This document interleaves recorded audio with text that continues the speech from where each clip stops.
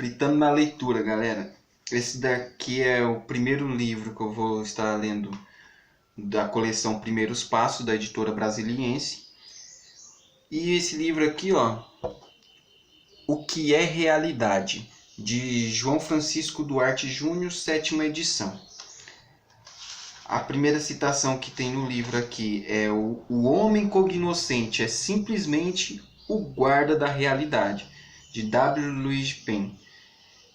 O título do primeiro capítulo é Cai na Real. E tem a nova citação aqui do W. Louis Penn. Quem compreende que o mundo e a verdade sobre o mundo são radicalmente humanos está preparado para conceber que não existe um mundo em si, mas muitos mundos humanos de acordo com as atitudes ou pontos de vista do sujeito existente. A expressão que dá nome a este capítulo introdutório é uma das tantas que diariamente surgem no uso coloquial da linguagem e que podem ou não se incorporar ao acervo de uma língua.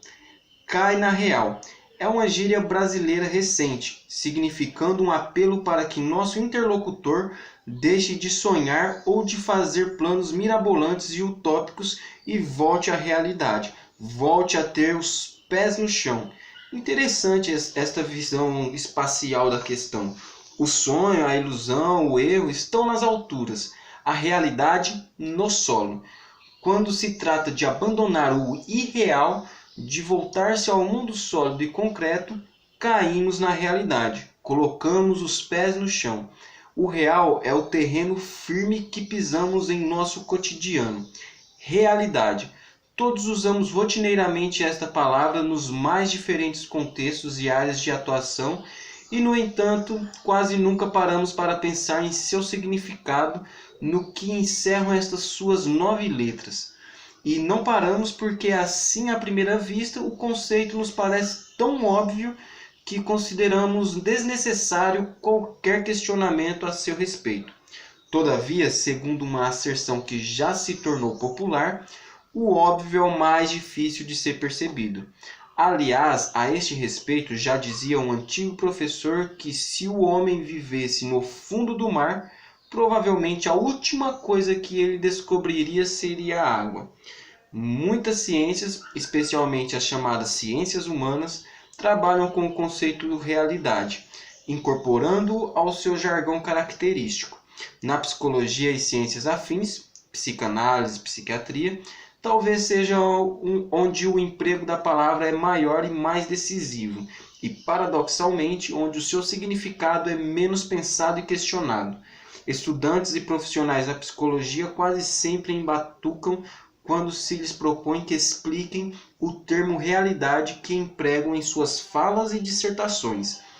Em geral, tais pessoas descartam a questão por considerá-la óbvia demais, ou então respondem com frases feitas empregadas pelo senso comum, como realidade é como o mundo é, ou realidade é aquilo como as coisas são. Expressões que não dizem nada nem esclarecem qualquer dúvida, pois, afinal, como é que o mundo é? Como as coisas são?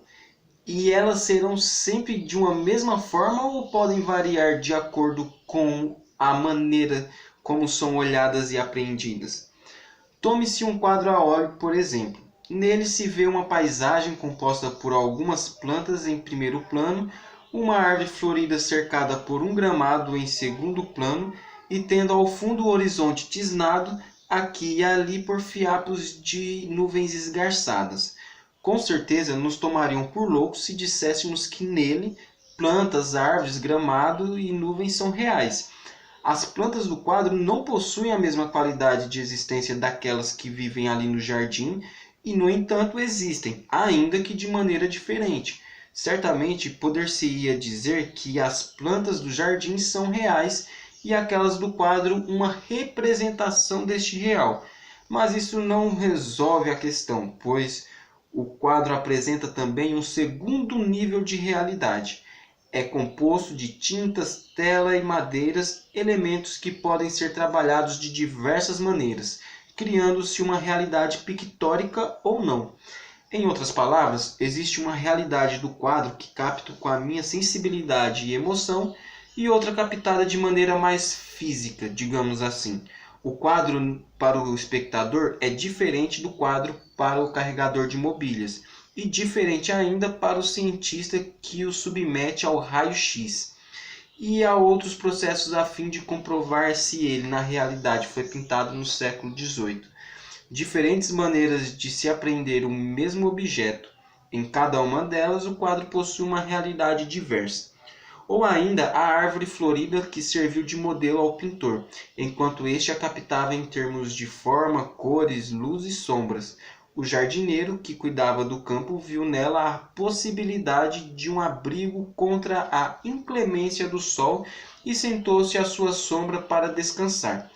E ambos a percebiam de maneira diferente do agrônomo que neste instante sugeria ao dono das terras que a árvore não fosse cortada, a fim de se preservar um certo equilíbrio ecológico no local.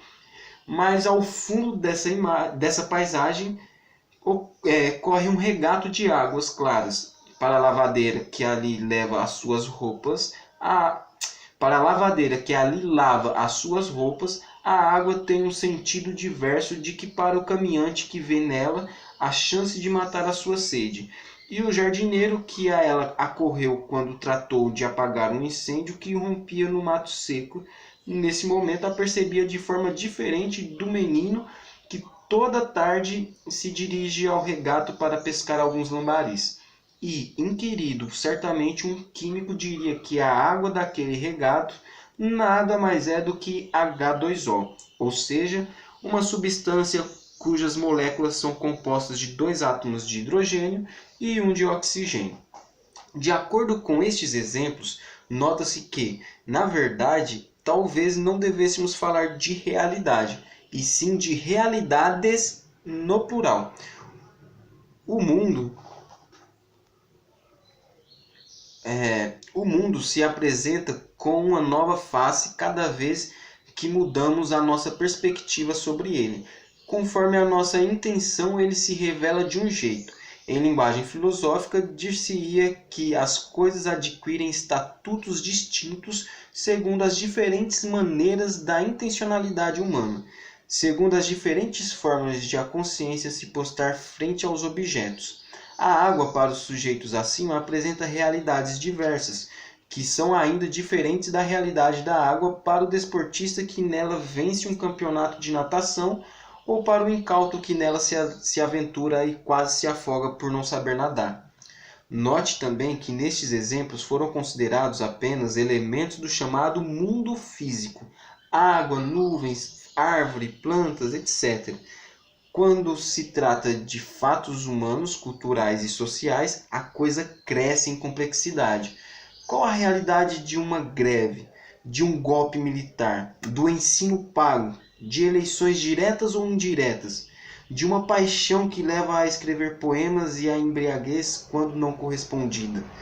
Qual a realidade dos modos de vida de nossos antepassados das cavernas que inferimos a partir de uma série de indícios geológicos e antropológicos? Sem dúvida, aqui os pontos de vista se multiplicam, aumentando consequentemente o número de possibilidades de o real se apresentar. Realidade, portanto, é um conceito extremamente complexo que merece reflexões filosóficas aprofundadas. Afinal, toda a construção humana, seja na ciência, na arte, na filosofia ou na religião, trabalham com o real, ou têm nele o seu fundamento ou ponto de partida e de chegada. Melhor dizendo, trata-se, em última análise, de se questionar o sentido da vida humana, vida que, dotada de uma consciência reflexiva, construiu seus conceitos de realidade, a partir dos quais se exerce no mundo e se multiplica, alterando a cada momento a face do planeta. No parágrafo anterior, o grifo no verbo construir tem a sua razão de ser. Será fundamental compreender que a realidade não é algo dado, que está aí e se oferecendo aos olhos humanos, olhos que simplesmente a registram feito um espelho ou câmera fotográfica. O homem não é um ser passivo que apenas grava aquilo que se apresenta aos seus sentidos. Pelo contrário, O homem é construtor do mundo, o edificador da realidade. Esta é construída, forjada no encontro incessante entre os sujeitos humanos e o mundo onde vivem. Contudo, o paradoxo mais gritante é que, sendo o homem o construtor da realidade, em sua vida cotidiana ele não se percebe assim. Muito pelo contrário, percebe-se como estando submetido à realidade, como sendo conduzido por forças naturais ou sociais sobre as quais ele não tem e não pode ter controle algum. Feito o monstro do Dr. Frankenstein, a criatura volta-se contra o seu criador. Mas como você poderia perguntar nesta altura do capítulo, onde se pretende apenas introduzir a problemática do tema, quer dizer que a natureza, as forças físicas são criadas pelo homem? Não, eu lhe respondo, pedindo-lhe também que tenha paciência e acompanhe a evolução do raciocínio nos capítulos subsequentes. As forças naturais não são criadas pelo ser humano, mas a maneira de percebê-las, de interpretá-las e de estabelecer relações com elas, sim. Pensemos num exemplo extremo. O peixe que vive no rio percebe-o de maneira radicalmente distinta do pescador que mora em sua margem. Só o homem pode pensar no rio, tomá-lo como objeto de seu raciocínio e interpretação. A realidade do rio construída no mundo humano tão somente se apresenta assim para o homem. Qual seria a realidade do rio para um habitante de outra galáxia que nos visitasse? Não se pode saber.